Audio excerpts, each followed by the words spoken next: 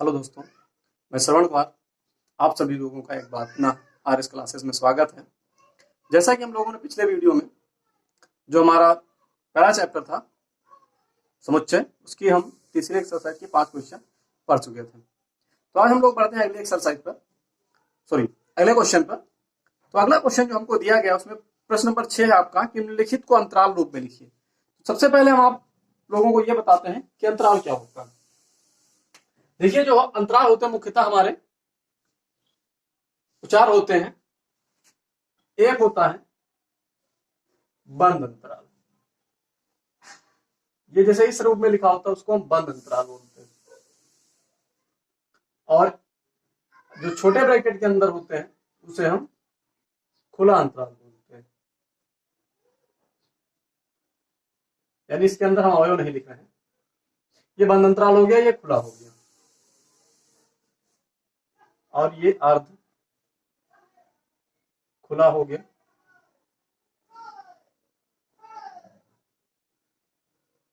और ये अर्ध बंद अंतराल। तो ये होते हैं। अगर इसके अंदर मान लिया कोई अवयव हमारा ए और बी, 2 अवयव दिए गए हैं, तो इनका मतलब क्या होता है, और एक्स जो है इसमें बिलोंग करता है। मान लिया एक्स जो है वो इसमें है, तो इसका मतलब ये होता है कि ए और बी, जैसे बंद अंतराल की अगर हम बात करें तो एक्स जो है वो ए से बड़ा या बराबर या बी से छोटा या बराबर हो सकता है, और इसमें एक्स जो है वो ए से बड़ा और बी से छोटा हो सकता है, बराबर नहीं हो सकता। और इसमें एक्स जो है वो ए से बड़ा होगा और बी से छोटा या बराबर हो सकता है। इसमें एक्स जो है वो ए से छोटा या बराबर हो सकता है और और बी से छोटा हो सकता है। तो ये मतलब हो गया इन अंतरालों का। तो इन अंतरालों को आप याद रखेंगे कि बंद अंतराल, खुला अंतराल, अर्ध खुला और अर्धबंद अंतराल क्या होते हैं, वो आपके ये होते हैं। तो इस तरीके से इसका मतलब हो गया, जैसे x जो है इसमें बिलोंग कर रहा है सभी के लिए, तो x जो है इसका मान क्या होगा, x का जो मान है वो a और b, यानी a भी, a से लेकर b तक कुछ भी हो सकता है, और इसके बीच की भी कोई वैल्यू हो सकती है या b भी हो सकती है। यानी बंद अंतराल में पहली और अंतिम दोनों वैल्यू भी सम्मिलित होंगी और बीच वाली सारी सम्मिलित होंगी। और इसमें जो है a और b में पहली यानी a और b यानी पहली और अंतिम वाली जो है वो सम्मिलित नहीं होगी, बीच की सारी वैल्यू ली जाएंगी इसमें। और इसमें पहली वैल्यू सम्मिलित नहीं होगी, बीच बाद वाली वैल्यू सम्मिलित होगी, अंतिम वाली, बीच की सारी वैल्यू सम्मिलित होंगी। और इसमें पहली सम्मिलित होगी, बाद वाली नहीं सम्मिलित होगी, बाकी बीच की सारी वैल्यू ली जाएंगे। तो ये है आपके अंतराल कुछ। तो आपका जैसा क्वेश्चन उसने ये कहा था 6 नंबर के निम्नलिखित को अंतराल के रूप में लिखिए। आइए इन्हीं अंतरालों के रूप में हम लिखेंगे इनको, कैसे, उसके लिए देखिएगा। क्वेश्चन नंबर 6 आपको दिया है। इसका जो पहला पार्ट आपको दिया गया है वो दिया है x such that x belongs to R -4, x is -4 greater than and less than or equal to 6 दिया गया है। x belongs to r, और ये दिया है x is greater than -4 and less than or equal to 6 दिया गया है आपका, ये दिया। तो इसको देखिए अंतराल रूप में लिखना है। तो इसका अंतराल रूप क्या होगा, अब ध्यान दीजिएगा। जैसे कि ये जो है सम्मिलित नहीं होना है, क्योंकि इक्वल टू का निशान नहीं लगा होगा। अगर इक्वल टू का यहाँ पे निशान होता तब ये सम्मिलित होता, और जब सम्मिलित होगा तो बड़ा ब्रैकेट लगेगा और नहीं सम्मिलित होगा तो छोटा ब्रैकेट लगेगा। यानी ये -4 नहीं सम्मिलित होना, यानी इधर -4 जो होगा वो छोटा ब्रैकेट होगा। अब ये इक्वल टू लगा हुआ है, इसका मतलब ये वैल्यू सम्मिलित होगी, तो इसको 6 लिखेंगे और इधर हम बड़ा ब्रैकेट लगाएंगे, क्योंकि बड़ा ब्रैकेट जब लगता है वो होता है बंद अंतराल, और बंद अंतराल में दोनों वैल्यू सम्मिलित होती है। यानी लेकिन इधर वाली वैल्यू चूंकि इक्वल टू का निशान नहीं है, जैसा मैं पहले बता चुका हूं, इसलिए ये वैल्यू सम्मिलित नहीं होगी, यानी इधर छोटा ब्रैकेट होगा, और जिधर लेस देन और इक्वल टू दोनों निशान होंगे उधर आपका बड़ा ब्रैकेट लगेगा। इसी प्रकार से हम क्वेश्चन नंबर 2 देखते हैं, सेकेंड पार्ट इसी का। एक्स सच दैट एक्स दिया है, एक्स बिलोंग्स टू आर, और x जो है वो greater then -10 and less then जो है वो -12 और लेस देन -10 दिया ये। तो इसमें अंतराल रूप जो होगा वो आपका बन जाएगा, अब देखिए दोनों में इक्वल टू का निशान नहीं, यानी दोनों तरफ आपका खुला अंतराल ही रहेगा, यानी छोटा ब्रैकेट ही लगेगा। तो ये हो गया आपका खुला अंतराल। इसी का जो थर्ड पार्ट आपको दिया है वो है x such that x belongs to R, और ये दिया गया है कि x जो है वो ग्रेटर देन और equal to 0 and less than 7 दिया है। तो यहां से देखिएगा इसका जो अंतराल रूप बनेगा, अब ये तो भाई इक्वल टू का निशान ये सम्मिलित होगा, तो ये हो जाएगा 0, और ये सम्मिलित नहीं होगा तो इधर आपका छोटा ब्रैकेट लग जाएगा। तो इस तरीके से आपका अंतराल जो हुआ वो हो गया आपका अर्ध बंद अंतराल। चौथा पार्ट इसमें x such that x belongs to R और x is greater than or equal to 3 and less than or equal to 4, ये वैल्यू आपको दी गई। तो यहां से देखिए दोनों पे लेस देन और इक्वल टू है, less than equal to greater than equal to दोनों है। तो इसके लिए क्या करना है, इसका जो अंतराल रूप होगा वो आपका बंद ब्रैकेट के अंदर 3 और 4 आएगा, यानी 3 भी सम्मिलित होगा, x का मान 3 और 4 भी हो सकता है, और इसके बीच में जो भी आएगा वो सभी रियल नंबर यानी वास्तविक संख्याएं हो सकती हैं। आर मतलब हो गया रियल नंबर यानी वास्तविक संख्या। तो इस तरीके से पहला क्वेश्चन को हम अंतराल के रूप में बड़ी आसानी से लिख सकते हैं।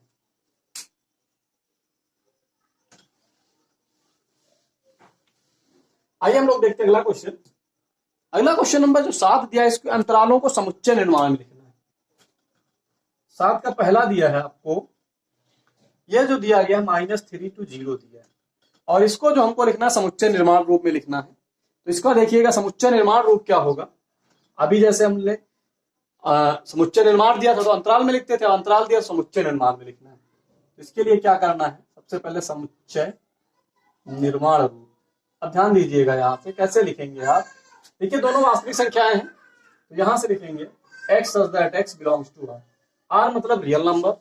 अब देखिए यहां से क्योंकि 0 भी छोटा ब्रैकेट, इधर भी छोटा ब्रैकेट, यानी जो x होगा वो -3 से बड़ा होगा और 0 से छोटा होगा। इक्वल टू का निशान नहीं लगेगा क्योंकि दोनों तरफ आपका छोटा ब्रैकेट अर्थात ये खुला अंतराल है, इसलिए सिर्फ ग्रेटर देन और इक्वल टू ही रहेगा। दूसरा जो है ये आपको दिया गया है 6, 12, इसमें समुच्चय निर्माण रूप में इसको कैसे लिखेंगे, समुच्चय निर्माण रूप। इसके लिए क्या करना है आपको, x such that x belongs to R रहेगा, दोनों तरफ भाई बंद है, बंद अंतराल दिया है, इक्वल टू का निशान लग जाएगा, यानी 6 is less than x is greater than or equal to 6 and less than or equal to 12। तो ये बन जाएगा इसका समुच्चय निर्माण रूप। तो इसी तरीके से आप बड़ी आसानी से जो आपके दो अन्य दिए गए हैं उनको कर सकते हैं। तो आइए हम पढ़ते हैं अगले क्वेश्चन पर।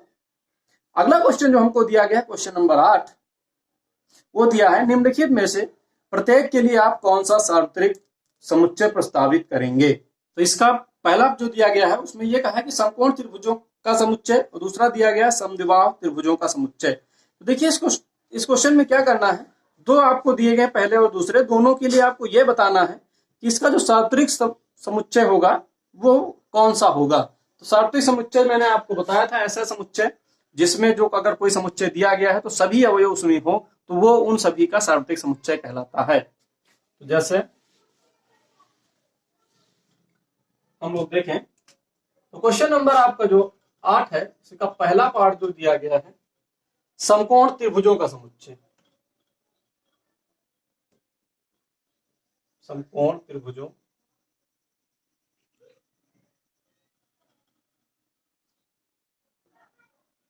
का समुच्चय,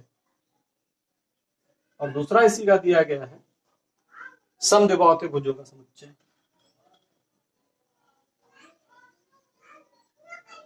भाव त्रिभुजों का समुच्चय। अब देखिए ये दोनों दिए हैं और इनके लिए आपको सार्वत्रिक जो है समुच्चय बताना है कौन सा होगा। तो इसके लिए जो आपको सार्वत्रिक समुच्चय है वो क्या होगा, देखिए ये दोनों, ये समकोण त्रिभुजों का समुच्चय है, ये समद्विबाहु त्रिभुजों का समुच्चय। अब देखिए जो त्रिभुजों का समुच्चय होता है उसमें समकोण भी होते हैं, समद्विबाहु भी होते हैं, समबाहु भी होते हैं, विषमबाहु भी होते हैं। तो इस तरीके से अधिक कोण और न्यून कोण सब होते हैं। तो इस तरीके से अगर हम देखें तो अगर हम ये मान लिखें कि सभी त्रिभुजों का जो समुच्चय होगा तो उसमें सभी त्रिभुज आ जाएंगे, वो चाहे जो हो। तो इस तरीके से त्रिभुजों का जो समुच्चय बनेगा वो सभी त्रिभुजों के लिए सार्वत्रिक समुच्चय होगा। तो यहां से हम लिखेंगे दोनों समुच्चयों के लिए सार्वत्रिक समुच्चय, ये हो जाएगा आपका